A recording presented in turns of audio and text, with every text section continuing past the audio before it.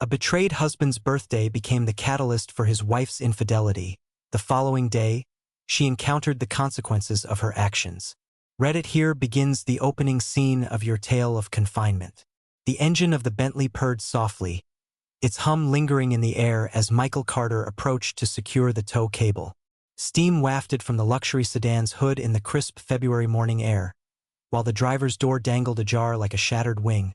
For 8 years, he had overseen the underground parking structure beneath the Riverside County Courthouse, and in all that time, he had never witnessed the peculiar sight of a $100,000 car left behind at the exit gate. "Sir," Gareth called out, his voice reverberating against the stark concrete walls. "You can't leave your vehicle here." Silence lingers. The Bentley's hazard lights flickered in the muted glow of fluorescent lighting, creating shadows that waltzed across the oil-stained floor. Gareth glanced at his watch, the hands pointing to 7:42 a.m. In just 18 minutes, the courthouse would swing its doors open, heralding the onset of the bustling Monday morning rush. He circled the vehicle, observing the temporary dealer plates and the leather briefcase that peeked through the passenger window. The registration dangling from the rearview mirror bore the name, Ryan Mitchell. The name held no significance for him, yet the car's placement obstructed the sole escape from the lower level. 23 vehicles remained ensnared in its wake. Gareth reached for the radio, his voice steady as he contacted dispatch. "This is Ellison at Riverside. I require a tow truck for a vehicle that has been left unattended. A Bentley sedan obstructing the exit ramp." "Understood, Gareth." Estimated time of arrival: 15 minutes as the tow truck finally made its appearance. A queue of disgruntled commuters had gathered by the elevator bank, their patience wearing thin. Gareth orchestrated the flow of vehicles as the driver skillfully maneuvered the Bentley onto the flatbed. As he diligently filled out the paperwork, a man in a tailored suit burst forth from the courthouse entrance, his pace brisk and purposeful. "Where has my car gone?" The man's voice resonated with the commanding presence of one who was well-versed in the art of authority. He stood tall, likely in his mid-30s, exuding a confident stride that hinted at a life untouched by rejection. "Are you Ryan Mitchell?" Gareth inquired, his gaze fixed intently on the clipboard before him. "Indeed, you have just towed my car. I desire its return." An abandoned vehicle occupied a no-parking zone, obstructing emergency access. Gareth maintained a steady tone. "The fee for towing amounts to $200, in addition to storage charges." Colin moved in, drawing near enough for Gareth to catch the scent of his cologne. "Hear me out, my friend. I'm not the kind of person who shirks responsibility for a parking ticket. I found myself in a meeting upstairs that stretched on longer than anticipated. I am willing to settle your fee, but I insist on having my car returned immediately. The policy of the tow company stipulates a minimum storage duration of 48 hours. Feel free to reach out to them." With a deliberate motion, Gareth extended a card toward him. "Daniel's Towing can be found on Maple Street." "This situation is utterly absurd." Colin's cheeks flushed with a deepening HUD. "Oh, you have any idea what my profession is? I engage in the development of commercial real estate. In a single month, my earnings likely surpass what you might earn in an entire year." Gareth examined the man's face for the very first time. There's an unmistakable familiarity in the jawline, the way the eyes are set. "Well done. Do you find amusement in this?" Colin's voice ascended. "If I so desired, I could acquire this entire garage. With a single phone call, I hold the power to end your employment. Perhaps, yet your vehicle remains subject to towing." Gareth pivoted, his footsteps echoing softly as he began to retreat into the distance. "Hold on." Colin seized his arm. "May I inquire what your name is?" "Michael Carter." Colin's grip tightened for an instant, then gradually loosened. His expression transformed from fury to a semblance of contemplation. "Ellison, interesting. What a small world we live in. Are you familiar with me?" "I am aware of your existence." Colin's smile held an icy edge. "Indeed, I am familiar with you." As dusk settled, Gareth found himself ensconced in his Toyota Camry, parked just across the street from his own home. His gaze was fixed on Ryan Mitchell, who ascended the front steps of the duplex passed down to him from his father. The residence, a charming craftsman-style structure from the 1920s, had been transformed into two distinct units. Gareth resided in the spacious unit on the left, whereas the more modest one on the right had been occupied by a retired teacher, Mrs. Thompson. For the last 3 years, Colin possessed a key. Lena, Gareth's wife, opened the door just as Colin was about to reach for the handle. She donned the crimson dress purchased for their anniversary dinner the previous month, the very one she had yet to unveil before him that as they intertwined in the threshold. A chill unfurled within Gareth's gut, an unsettling sensation that lingered. His phone vibrated, a message from Lena lighting up the screen. "I'll be burning the midnight oil tonight, so don't stay up for me." Gareth navigated the familiar route home, guiding his vehicle into the driveway where he always parked. The house lay shrouded in darkness, save for the living room lamp, its glow punctuating the stillness, obediently flickering to life as the timer dictated. He lingered in the kitchen, cradling a cup of coffee that had long lost its warmth, grappling with the bewildering images of Ryan Mitchell that danced in his mind. The name lingered in his mind, a persistent echo from the parking garage incident. He flipped open his laptop and began to peruse the realms of social media. Colin's LinkedIn profile revealed his association with Meridian Development Group, a mid-sized firm renowned for its expertise in residential conversions. In his profile picture, he appeared at what seemed to be a corporate retreat, his arm casually draped around a blonde woman adorned in an elegant cocktail dress. Gareth's gaze fell upon the woman, a flicker of recognition igniting within him. Lena was the one. He perused Colin's posts, a collection of images from corporate dinners, bustling construction sites, and heartfelt charity events. Lena made her presence felt in the background of several photos. The timestamps traced back several months as the clock struck 11:47 p.m. Gareth's ears caught the sound of Lena's key turning in the front door. She entered the kitchen, shedding her coat with a graceful motion. "You're up late," she remarked, her gaze avoiding his. "Rest eluded me. How did your day at work unfold?" "Standard fare, discrepancies in inventory." Lena swung open the refrigerator door, her eyes landing on a bottle of wine, which she carefully extracted from its chilly confines. "Care for a taste?" "No, thank you." "Who is Ryan Mitchell?" Lena's hand stilled above the wine bottle. "Whom do you refer to?" "Today, I encountered a man named Ryan Mitchell, who claimed to know me. I am not familiar with anyone by that name." With a measured grace, she filled the glass with wine, each motion imbued with intention. "What is the reason behind this?" "I couldn't help but wonder. He appeared to be someone I recognized."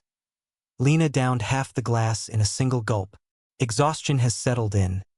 It's time for me to retire for the night." Gareth paused, listening intently for the sound of the bedroom door clicking shut, before he finally lifted the lid of his laptop once more. On this occasion, he delved into the property records associated with his address. The residence had belonged to his family for a span of 43 years. In 1981, his father acquired the property, residing there until his passing in 2019, after which it was bequeathed to Gareth in his will. The document was explicit and straightforward, yet an unsettling discrepancy lingered within the public records. 6 weeks prior, a document emerged revealing that a power of attorney had been established, granting Lena the authority to represent Gareth in matters concerning real estate transactions. The signature bore a resemblance to his own, yet he had never affixed his name to such a document. Gareth's hand trembled as he sifted through the endless records. A listing agreement was duly submitted to the county recorder's office. The house stood on the market, awaiting a new owner. The listing agent had ties to Meridian Development Group. He meticulously printed every single document. On the following morning, Gareth made the decision to call in sick to work for the very first time in 2 years. He made his way to the county recorder's office, where he formally requested copies of every document pertaining to his property. The clerk, a woman of middle age with weary eyes, presented him with a pile of papers. "There has been a notable surge of activity surrounding this property lately," she remarked. "Are you considering refinancing? Perhaps something along those lines." Gareth lingered in his car, nestled within the confines of the parking lot, as he meticulously examined the documents laid out before him. A Patricia Vance in Riverside notarized the power of attorney. The location pertained to a store specializing in mailboxes and related services. He made his way there and presented the notary stamp to the clerk. The clerk informed him that Patricia Vance had not been employed here for 6 months.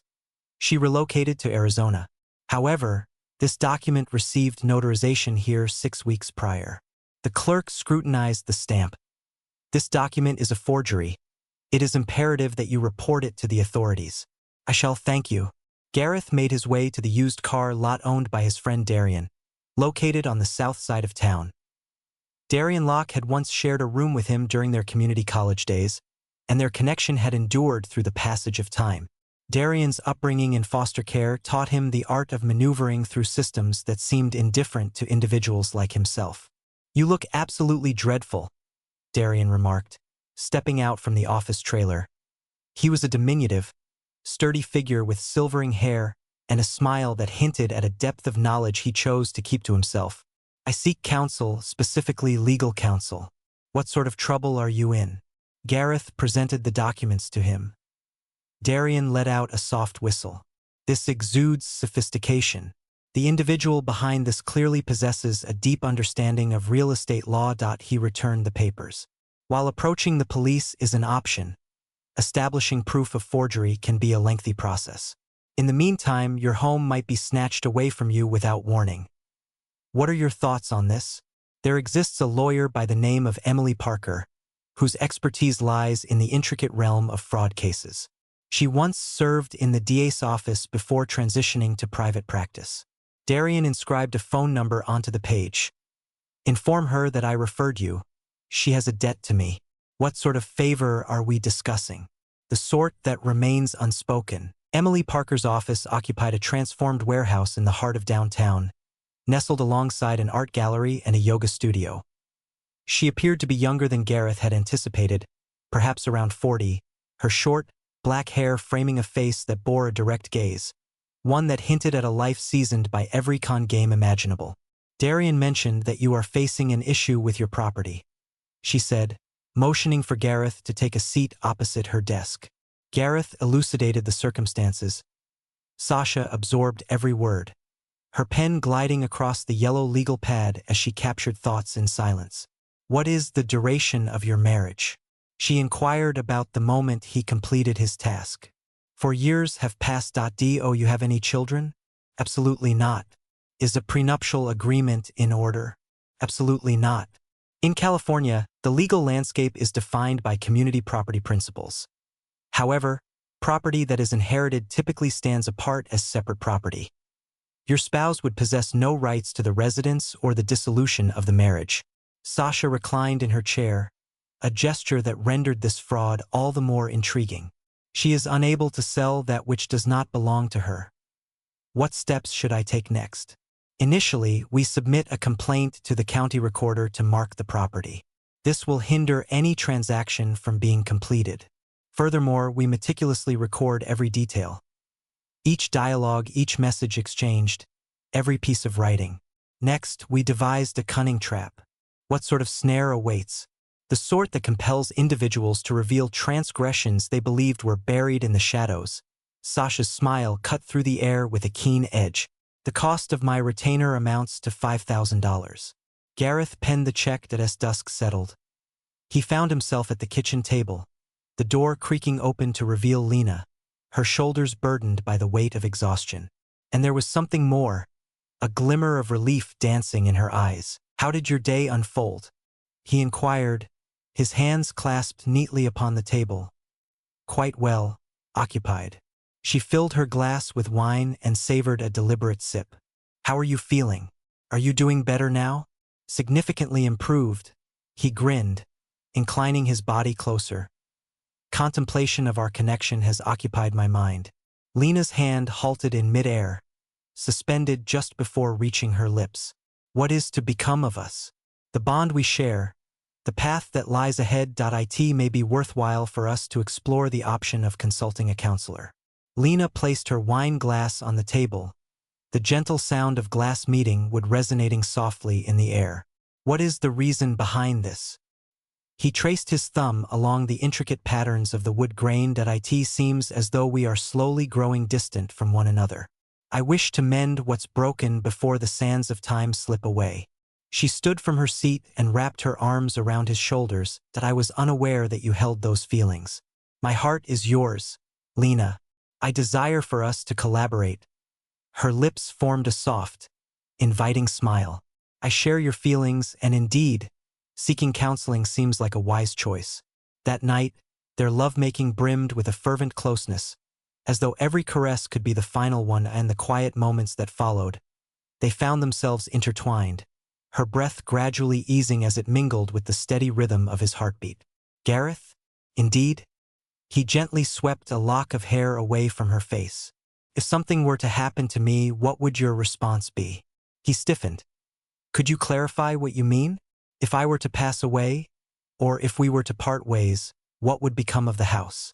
He lingered, gently caressing her hair.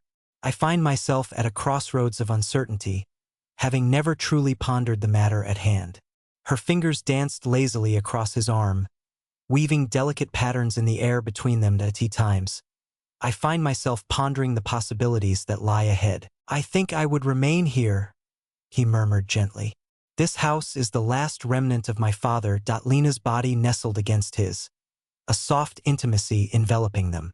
Yet, if an individual were to present you with a substantial sum for it, one might wonder, who could that be? Perhaps a developer, I suppose? A person intent on demolishing it to erect condominiums. Gareth resolutely shook his head. This house holds too much significance for me to ever consider selling it. Her voice floated through the air, scarcely more than a whisper. Yet, when the need for money arose, he gently cupped her face in his hands. What I truly seek is not wealth, but your presence. The following morning, as Lena indulged in the warmth of the shower, Gareth took a moment to peruse her phone. It lay there, plugged in and humming softly on the nightstand, a secret waiting to be unlocked, and he was aware of the code that would grant him access. The narrative unfolded through the text messages.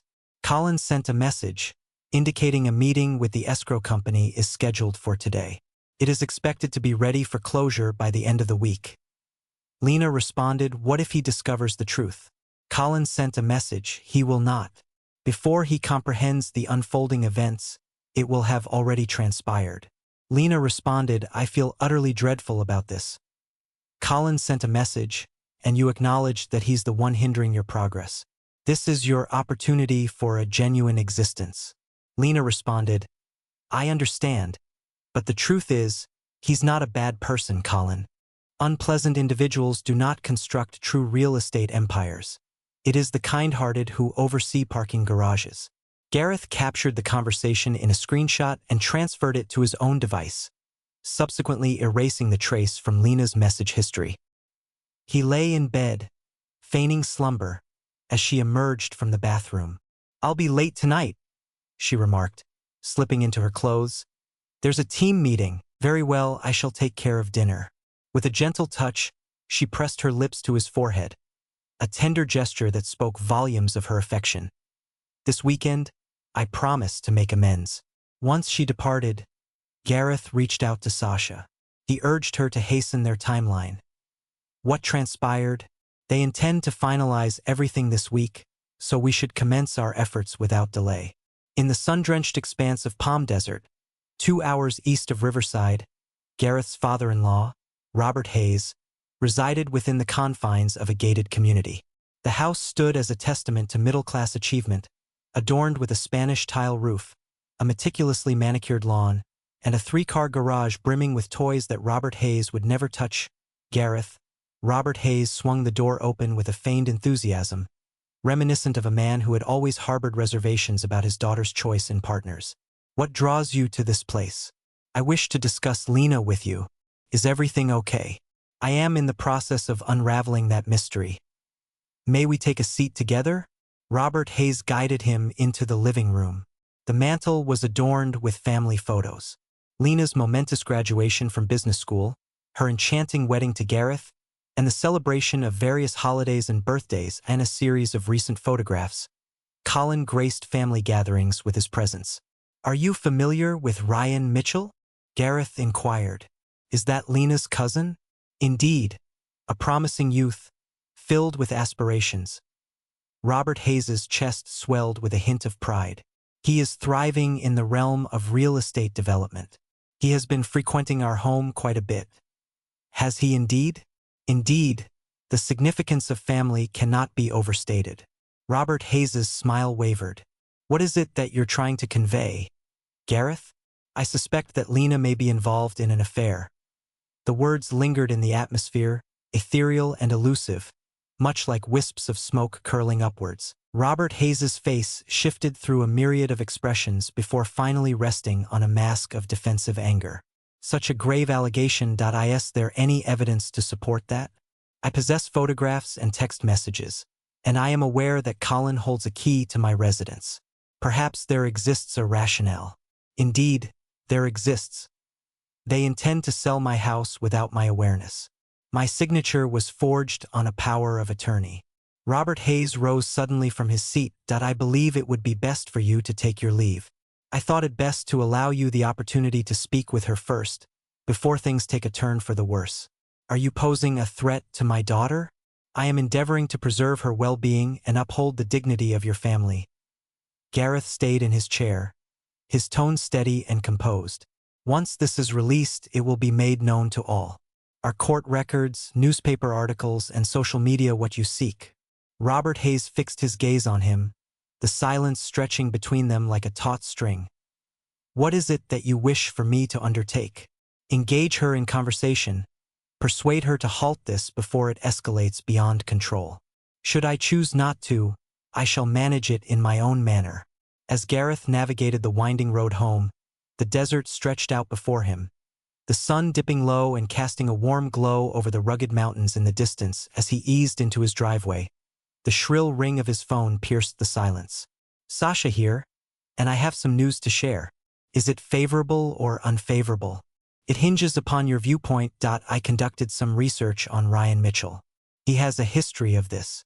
Could you clarify what you mean? 3 years prior, he found himself entangled in a comparable scheme. An elderly woman residing in Rancho Mirage entrusted her nephew with power of attorney, leading him to sell her house to a development company. Colin shared a college room with his nephew. What transpired? The woman passed away prior to the trial commencing. Unfortunate circumstances, yet oddly well-timed. Colin faced no charges, yet he underwent thorough questioning. Gareth sensed a chilling wave unfurl within his chest. Do you believe he has experience with this? In my opinion, he excels at it remarkably well. The distinction lies in the fact that you are not an elderly woman grappling with confusion. You are a person who understands the art of resilience. What shall be our next course of action? We unleash the snare. Tomorrow evening, I encourage you to engage in a heartfelt conversation with your wife. Inform her that you are aware of the power of attorney, but refrain from bringing up Colin. Allow her to believe that your knowledge is limited to the documents alone. What will that achieve? It will send her into a frenzy. In moments of panic, individuals often find themselves prone to errors. As dusk settled, Gareth found himself in the living room, anticipation hanging in the air as he awaited Lena's return. He had dedicated the day to the meticulous task of placing concealed cameras in carefully chosen spots around the house. Sasha had suggested a security firm renowned for its expertise in subtle surveillance. Lena made her entrance at 7:30, her hands laden with takeout bags from their beloved Thai restaurant. She placed them delicately on the kitchen table and raised the lid of the pad Thai container. I thought we could have dinner together, she said, as she gracefully settled onto a stool. It appears that you have been under a considerable amount of stress recently. Gareth left the food untouched. He stood firm, his voice unwavering. I'm feeling overwhelmed. We should have a conversation. She lingered, chopsticks poised delicately between her fingers. Concerning what matter? He crossed his arms, a gesture that spoke volumes. Concerning the power of attorney that you fabricated. The hue faded from Lena's cheeks. She set the pad Thai aside and clutched the edge of the table. Your words elude my understanding. As he approached, Gareth's voice took on a more resolute quality. I have perused the documents. Lena, I understand that you are in the process of selling the house. Lena settled onto the stool, her shoulders drooping in defeat. Gareth, allow me to elucidate. Then elucidate, he urged, brow arched. She let out a breath, her voice quivering. I had intended to share that with you. I simply wished for it to be a delightful surprise. What sort of surprise? He inquired, leaning in closer.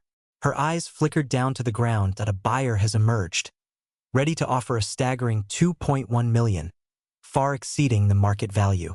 I envisioned us taking the funds and investing in something more modern. Something that belongs to us, not to your father. Gareth's lips formed a narrow line. You have replicated my signature. With a swell of emotion, tears brimmed in Lena's eyes. I intended to share this with you prior to our closing. I merely wished to initiate the process. He drew out a chair and settled across from her, his voice barely above a whisper.